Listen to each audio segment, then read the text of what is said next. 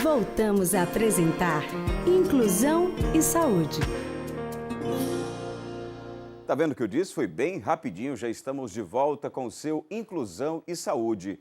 E logo de imediato para conversar com Néclia Dantas, ela que é psicopedagoga do Núcleo de AEE da Prefeitura de Socorro.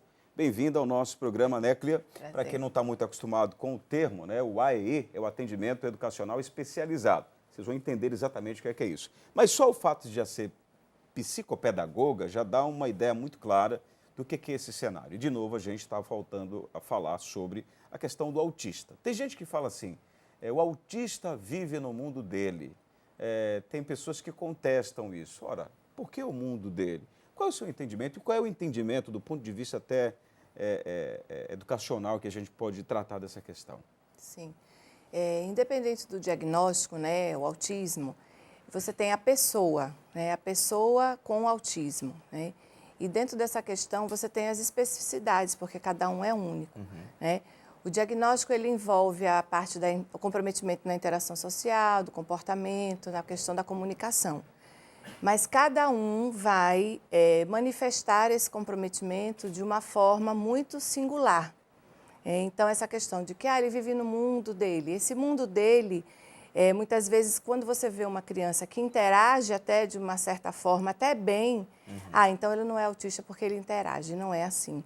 Né? Isso tem dificultado muito, inclusive, o entendimento da sociedade em relação ao autismo. Né? Porque, independente do diagnóstico, ele é uma pessoa e ele vive numa família que é diferente da família B, da C. Ele está inserido numa escola porque é para estar inserido numa escola. Né? A criança ela tem o direito de estar na escola aprendendo. Né? A lei ela fala do acesso, né? Que a criança tem que ter o acesso, mas não é só o acesso.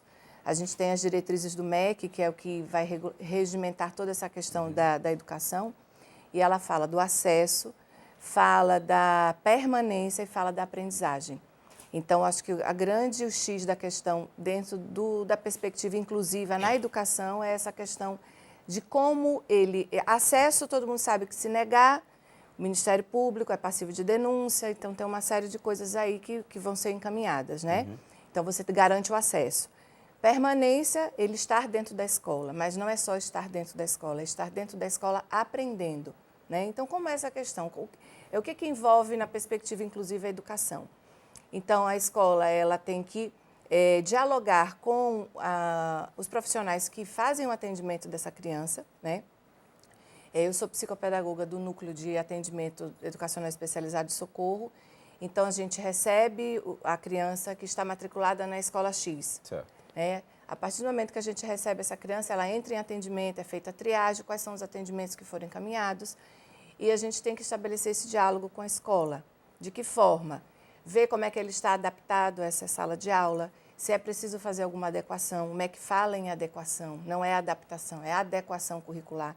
Então, que instrumentos a professora pode utilizar para adequar o aprendizado dele, né, no coletivo, porque ele vai estar no coletivo, ele não vai estar numa sala à parte.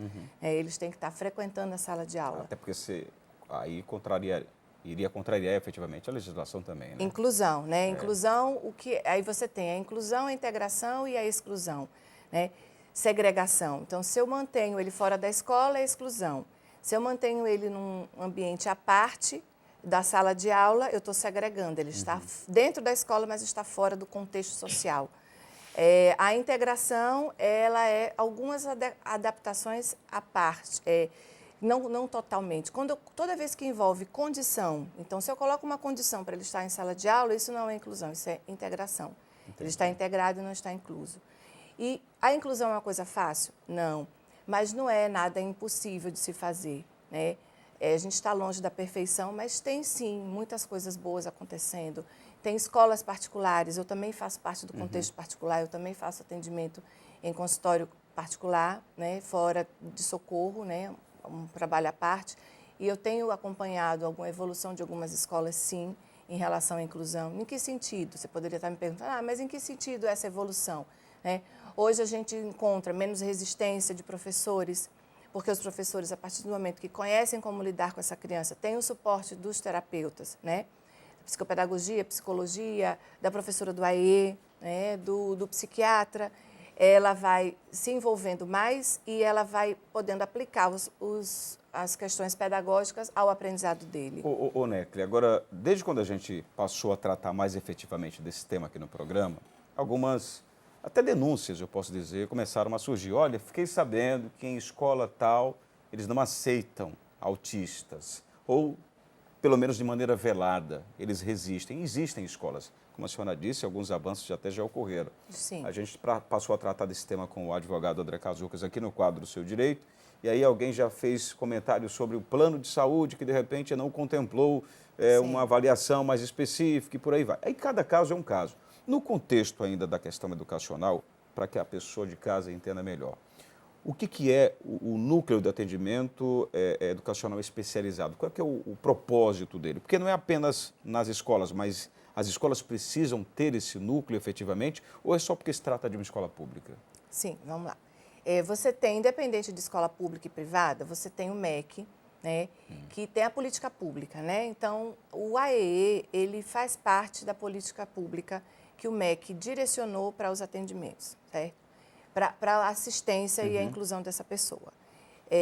Em Socorro, né, desde 2009, há um trabalho de regulamentação dessa política, porque a política ela é uma diretriz, né? Então ele tem a diretriz. Então orienta que os municípios tenham núcleos de atendimento educacional especializado, que tenham salas de recurso funcionando, que se essas salas de recurso dê assistência aos professores que atendem essas crianças.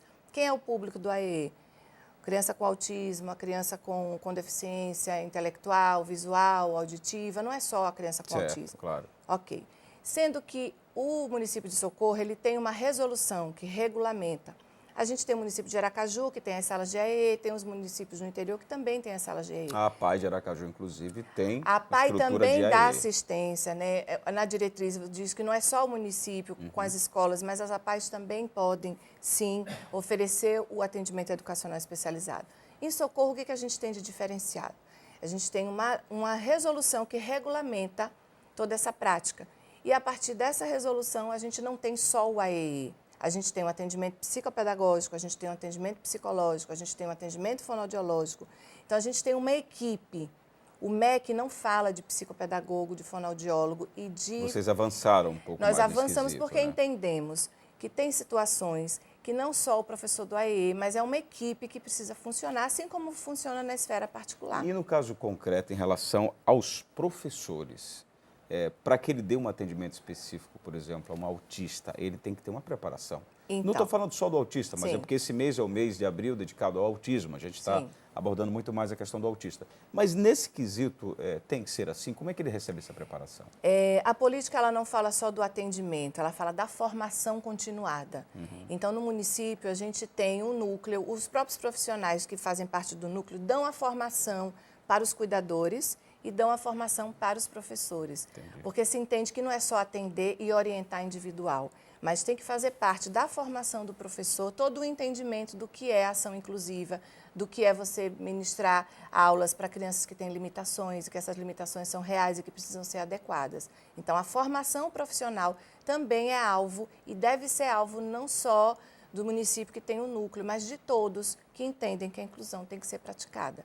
Então, a formação é base. Bom, para a gente concluir, como a senhora já tem essa vasta experiência só em Socorro, a senhora atua há 11 anos, também é professora da Faculdade Amadeus, como a senhora disse, que atua na área da esfera particular. Ou seja, tem uma gama de conhecimento importante. Queria que a senhora pudesse se direcionar para essas escolas, para pessoas de um modo geral, para que elas entendam que esse mundo não pode ser só o mundo do autista. Esse mundo, Sim. com base nas suas explicações, ele precisa ser compartilhado com todos. Mas, principalmente na área educacional, que mensagem a senhora deixaria para os gestores, responsáveis pelas entidades? Esse espaço é um espaço muito importante, porque ele vai alcançar várias pessoas, né? E uma das coisas que eu gostaria de deixar aqui firmado é justamente que, se a escola ela deseja ser inclusiva, e na verdade não está só na esfera do desejo, né? É uma obrigação da escola, né? Transformar esse espaço no espaço inclusivo. Ela precisa, principalmente, pensar primeiro que ela está recebendo pessoas. Então, se você vai querendo... não, eu sou inclusiva, eu estou recebendo um autista. Não, você está recebendo uma pessoa. Antes de mais nada, ela é uma pessoa. Uma pessoa com autismo. E aí você vai entender qual é a adequação que você precisa fazer para que você receba bem e numa proposta inclusiva. Néclia Dantas, obrigado pela sua Obrigada. vinda ao nosso programa. Espero que venha mais vezes aqui para a Sim, gente conversar. sim. Obrigada. Obrigado mesmo.